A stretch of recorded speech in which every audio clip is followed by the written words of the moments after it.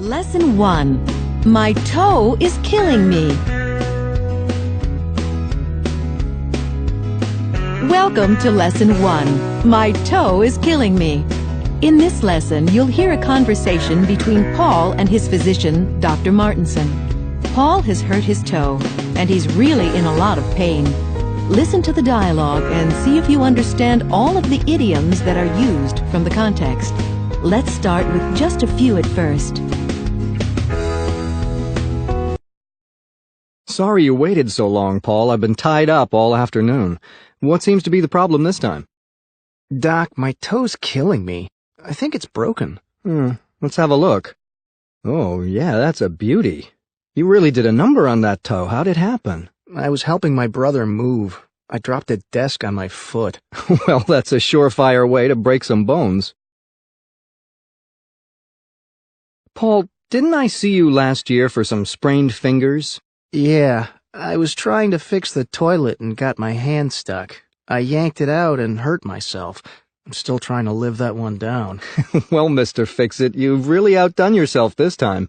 You won't be walking with this foot for 8 weeks. That's impossible. I have a camping trip scheduled for 6 weeks from now. Can't it be healed by then? Well, that's a tall order, Paul, but I suppose it's not out of the question.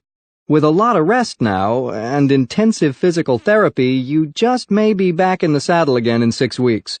But the therapy requires a lot of work and time, and specifically following the doctor's orders. Can you handle that? Piece of cake. But listen, even if you are walking by then, you've got to take it easy during the trip.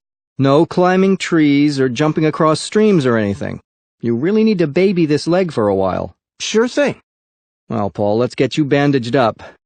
We'll have you hobbling out of here in no time. Now, I want you to keep an eye on the swelling in the rest of the leg and foot, and get in touch with Dr. Phillips. She's the physical therapist. Okay, Doc. Should I drop by here another day? Yes, we're going to want to follow up on this in about 2 weeks. I'll schedule an appointment with the receptionist. Thanks. Bye, Doc. You're welcome. And Paul, take it easy, would you? Yes, I will. I promise. Lesson 2. Tying the knot. Welcome to Lesson 2. Tying the knot. In this lesson, you'll hear a conversation between Matt and Allison, a couple engaged to be married, and Mike, a friend of the groom's.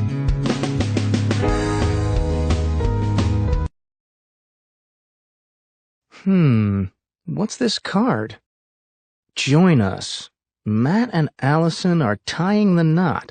Take the plunge with them Saturday, June 22nd at their engagement beach party.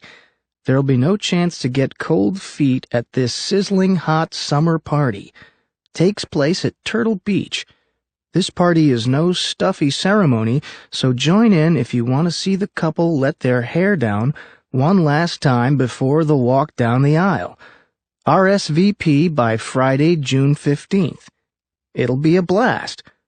Wow, Matt and Allison are getting married. Didn't see that coming. Mike, you're here. So glad you could make it. Wouldn't miss it for the world. Hey, buddy, how are you? Great. Congratulations, you two. Thanks. Looks like a good turnout. Yeah, we're happy so many people could come. So you two are finally gonna get hitched. Who popped the question? Was it you, Matt, or did you propose to him, Allison? Now, I decided to be the romantic one. I took Allison to the park where we had our 5-year anniversary picnic and asked her there. She was in a bad mood that day. I almost lost my nerve. I thought she was going to turn me down. He's right. I almost left him in the park. I had a terrible migraine, stress at work. And he'd been acting so strange, I guess getting ready for the big question. Have you guys settled on a date yet? We're close. Sometime next July. You'll be around, won't you? You can count on it. Oh, I just saw my aunt arrive. Sorry to bail on you, Mike, right when you get here. No problem. We'll catch up later on. Great. See you both in a bit. Okay, can I ask you something direct? It's not like you've ever been one to beat around the bush. Fair enough. Give it to me straight. Did she bully you into this? No. Seriously, I really want this. I tell you, when I got the invite, it really threw me for a loop. You've done a complete 180. Just a couple of months ago, you were telling me how you kind of missed playing the field. I know, but things have changed. I guess I've settled down. I guess so. What happened? Well, remember that car accident Allison had? When I found out, it was a real wake-up call. I remember thinking I didn't know how I would live without this woman. It hit me. She was the one for me. I decided I should either marry her or stop seeing her. Wow. Really, and since I've proposed, everything has been perfect. I feel like $1,000,000. It was the right decision. I have to hand it to you. It seems like you're really getting your life on track. You're a lucky man. She's a great person. You deserve a great woman. Thanks. I appreciate that. But come on, this is supposed to be fun. Let's grab a beer and join the party. Great idea.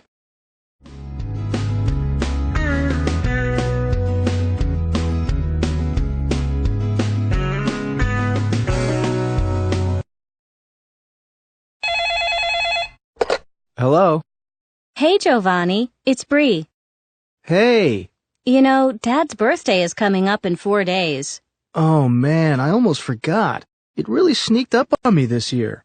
Yeah, I thought it might have slipped your mind. So, I was wondering, do you want to go in on a gift for him with me? Yeah, sure. But I don't have a clue what we should get him. Me neither. I was thinking we could go to the mall and look around. Maybe something will turn up. When do you want to go? Friday good? Sounds like a plan. See you then.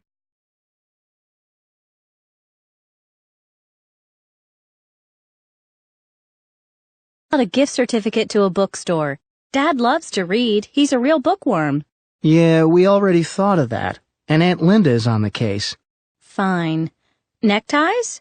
Can you get any more run-of-the-mill? Well, what then? Every suggestion I make you tear to pieces. At least throw me a bone here. It's not helpful for you to just shoot down my ideas. Well, I don't know what to get him either. What do you buy for the man who has everything? Oh, you're a great help. Your optimism is beginning to get on my nerves. I'm beat. Maybe we should just call it a day. No, wait. All right, Bree. You want my 2 cents? Finally, yes. What do you think? It's his 50th birthday, so we should get him something good. Like? I don't know. Something that really knocks his socks off. Big help you are. You know, you could at least... Hey! That's it! Didn't Dad say he wanted to start exercising because he feels like he's not in shape? Yeah? Well, we could get him a pair of running shoes and a membership to a club. That's not bad. But how much will I have to shell out? Don't worry. Pay what you can, I'll pay the rest. This is hands down the best idea I've heard all day. What a weight off my shoulders. Mine too. And since I inspired it, you should treat me to lunch. Don't push your luck.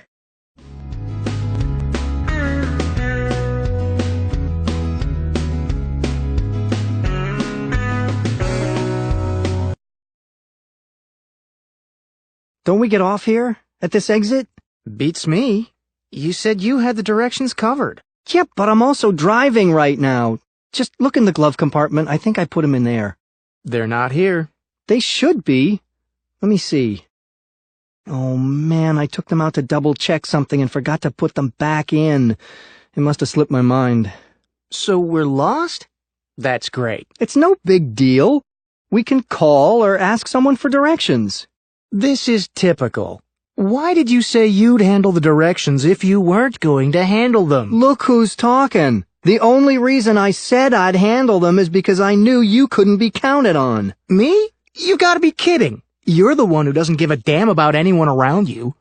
All right, let's not fly off the handle here. We just need to get directions. There's no reason to make a mountain out of a molehill. What's the deal? Come on, if you have a bone to pick with me, don't beat around the bush. Let's get it out in the open before we get to Aunt Helen's place. All right, fine. I think you've become a bit of a slacker lately. You think I'm a slacker? That's a bit harsh. Why would you say something like that? What's eating you? Well, for instance, last week you needed to borrow one of my shirts for work because you didn't bother to plan ahead and buy one yourself. It's just a shirt. Are you really that bent out of shape over my borrowing a shirt? You need to lighten up a bit, Rob. It's not just the shirt, Andrew. It's that you lean on everyone else and expect them to pick up your slack. You don't take responsibility. You're always passing the buck. That's insane. I needed a shirt for a new job. If I were such a slacker, I wouldn't even have a job. Okay, let's talk about the job then. What about it? Well, I got you that job. I hooked you up with a great job at a place where I've worked for 3 years. And I've thanked you for it like 1,000 times. Yeah, but what you do there reflects on me. If you screw up, it really gives me a bad name. How am I screwing up? I work my tail off there. Sometimes, yeah, but you also sit around twiddling your thumbs a lot, too. Oh, that's bull. No, it's true. And you also seem to find a lot of time to chat up the pretty girls who walk in instead of doing your job. I'm a salesman. I'm supposed to talk with the customers. But it's the same thing at home. You're still living with Mom and Dad, and you hardly ever lift a finger around the house to help out. You're 22 years old, and your room looks like a train wreck. You don't even pitch in with groceries. That's not true at all. And how would you know? You're not even there. I have eyes, Andrew. I can see. You still act like a child sometimes. Oh, you need to get off your high horse, Rob. You're the one acting like a child. You're still trying to show everyone up like little Mr. Perfect. You were a goody-goody as a kid and you haven't changed since. Hey, what do you know? What? While we were at each other's throats, you somehow managed to get us to Aunt Helen's. Oh, yeah, that's her house there. Pretty good for such a slacker. Just park the car and give it a rest for now. Gladly. Just don't criticize my parking job. Ugh, a ride home is gonna be long.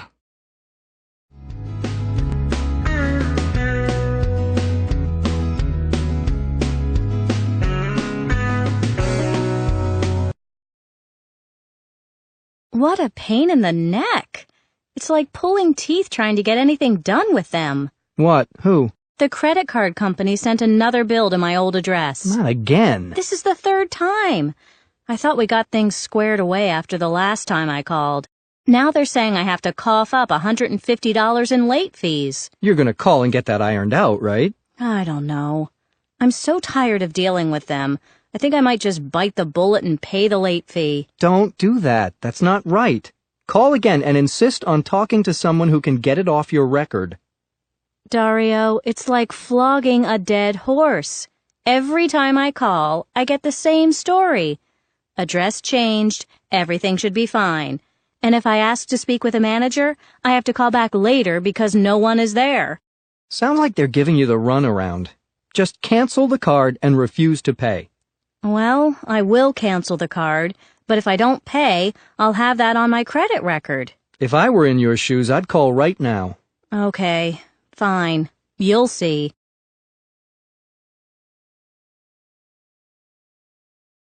Hello, my name is Curtis. How can I help you today? Hi, Curtis.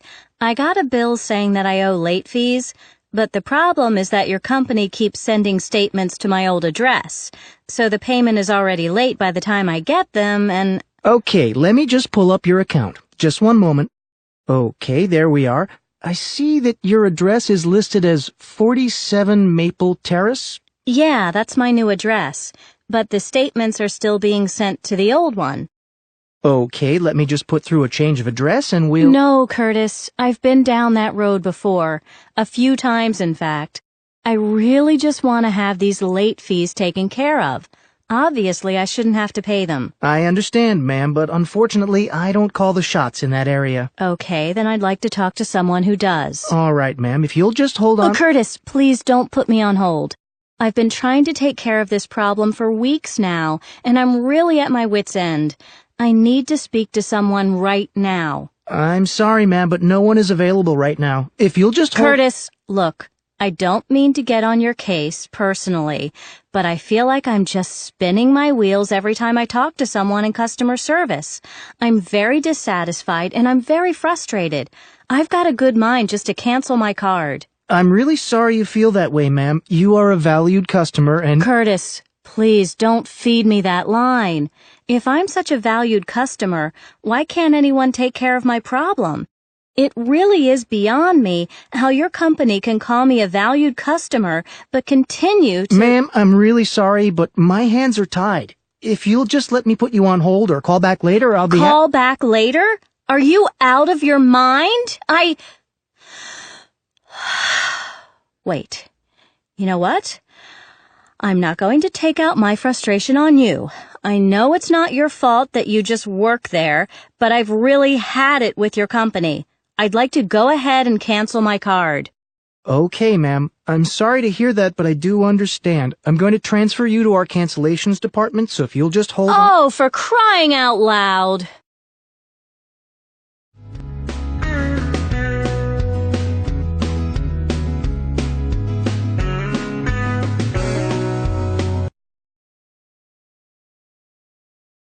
Hi, sweetie. How are you? Don't you normally work on Fridays? Yeah, but I had to talk to you. It couldn't wait. Oh, sure. What's up? Well, I need to get something off my chest. That's good, because there's been something on my mind, too. Let me go first. This is important. Okay. I'm sorry to spring this on you, but I think we should break up. Wow. That's big news. Well, why do you want to dump me? I suppose it would be fair of me to give you a reason. Well, yeah. This comes out of nowhere. A reason would be nice. I'm breaking up with you because you've become a real couch potato. All you do is watch TV. And the only thing you like to watch on TV is cartoons. But I thought you were crazy about cartoons. Remember that time we saw the movie A Bug's Life? You were smiling during the whole thing, and you were in seventh heaven for the rest of the night. Didn't you enjoy it? I thought it was cute, but then I moved on. You're still obsessed with cartoons. Well, what else? You've really let yourself go, too. We used to go biking and play tennis, and now you just sit around eating cereal watching your cartoons. So I don't turn you on anymore? Isn't it a bit shallow to break up with someone just over looks? But that's not all. You never want to go out and do anything. We stay here all the time, and your apartment is a pigsty. You never do the dishes or the laundry. There are empty pizza boxes from 2 weeks ago on your kitchen table. It really drives me up the wall. But we've been going out for 2 years now, and I've never exactly been tidy. Why didn't you bring this up sooner? I thought it was cute at first. I thought I would get used to it. Later, I thought you would grow out of it. Anyway, that's not the point. I just don't want to see you anymore. So, you said you had something you wanted to tell me. I suppose how you hate that I try to control your life and change you. No. Actually, I wanted to ask you if you knew where I left the remote control for the TV. I haven't been able to find it for weeks. It figures.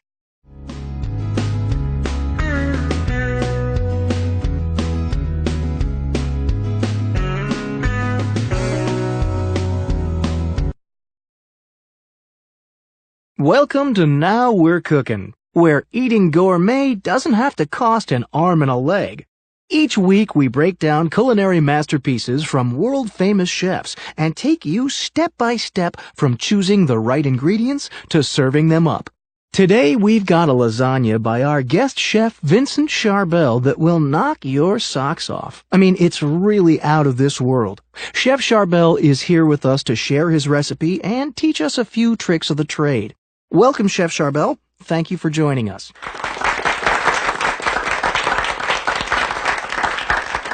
Thanks for having me, Brian.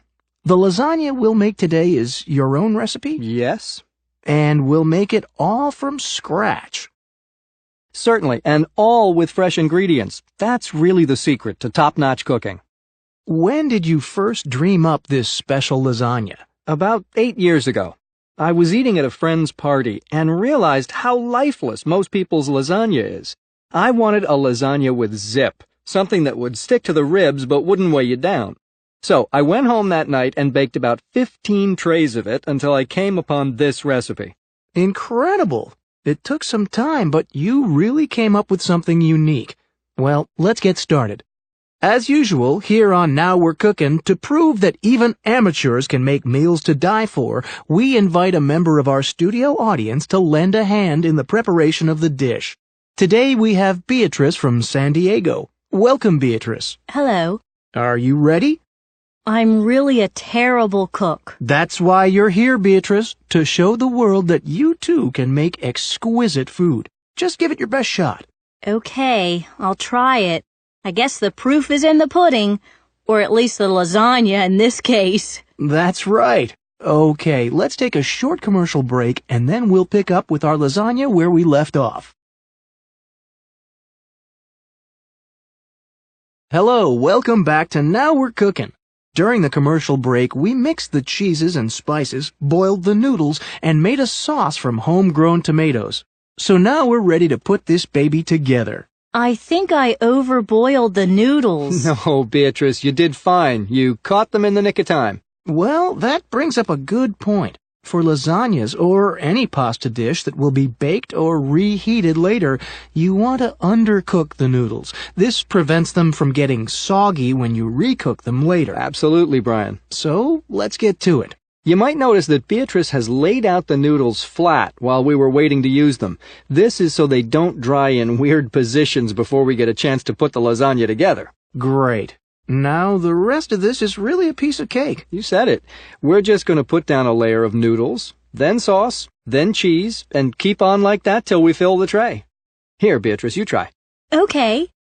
Now, to give this lasagna some kick, you want to lace the lasagna throughout with a grated cheese that has bite. Beatrice is using a nice, robust pecorino cheese. Looking good, Beatrice. Thanks. While Beatrice finishes up here, I'll show you a tray that I finished and baked ahead of time. Let me help you. Can our cameras get a shot of that?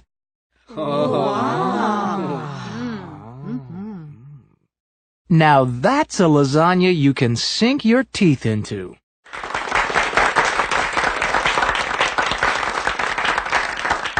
Thanks, Mr. Charbel. That's all for our show today. Folks, as always, don't forget what we always say here at Now We're Cooking. The devil's in the details, and the secret's in the sauce.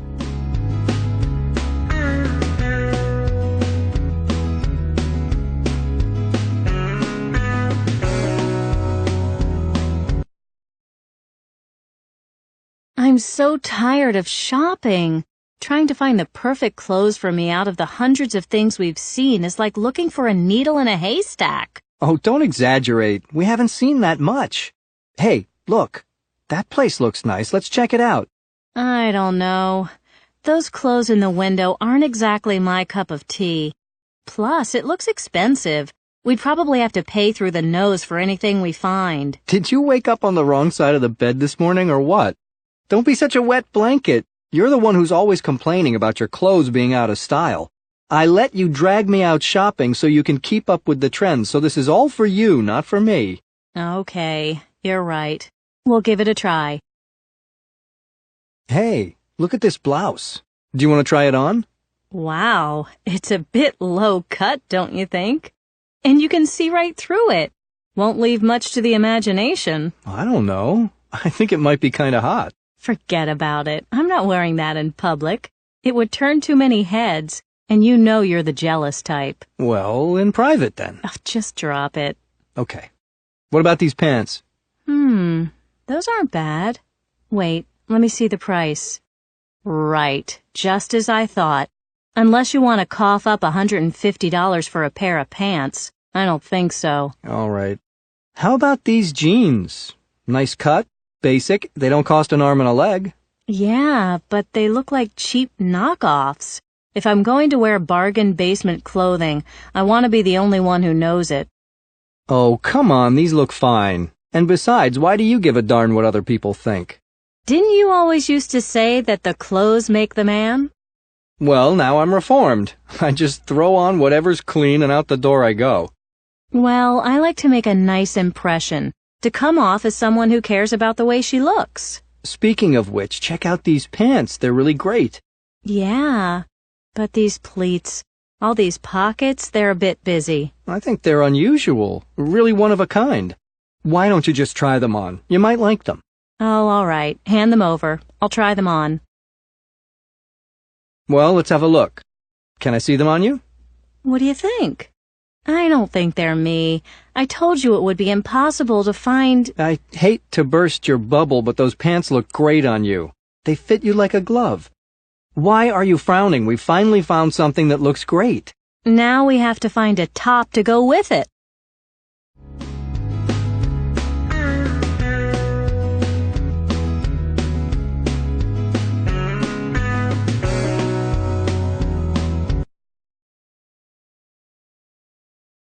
Dear Mom and Dad, how are you? It's the end of the semester and I'm really under the gun. I'm up to my eyeballs in work. The amount of reading my professors assign is ridiculous, and as you know, I thought I'd try my hand at a new sport and joined the university's rowing team this semester. With that decision, I may have bitten off more than I can chew. Between school, my job, and that, the only time I find to study is late at night. I'm burning the midnight oil 6 days out of 7. And even though I've really buckled down and begun to study, I'm still not finding the time to get everything done. What else? Oh, my old computer finally bit the dust. What a pain in the neck, right at the end of the semester. It really puts me between a rock and a hard place. I try to use the computers in the library, but it's only open until 11 p.m. I never make it there on time, so I have to ask my roommate if I can use his computer. But as you know, the guy's a bit odd. Personally, I don't think he's playing with a full deck. You know, I always say, you scratch my back, I'll scratch yours. But the favors he asks of me are usually outrageous, and he then gets mad if I don't agree to them. The other day, he asked to borrow my car for a 6-hour drive to visit his girlfriend for the day. When I said no, he blew up at me. And then that night, about an hour after I had turned in for the night, he got up, turned on his music, and started to do yoga. Anyway, money's not so good now that I have to save for a new computer. I don't want to cut corners and buy a cheap computer because I'd just have to replace it soon anyway. On a more positive note, I'm all about this rowing thing. I wanted to be on the competition team next semester, but thought I didn't have a prayer, since for most of the guys on that team, rowing is old hat. They've been at it since they were kids, and I'm still green. But Coach said yesterday that if I keep at it, I'm a shoo-in for a position on the competition team. That made my day. Well, that's all for now. I'll write again soon. Love, Brad.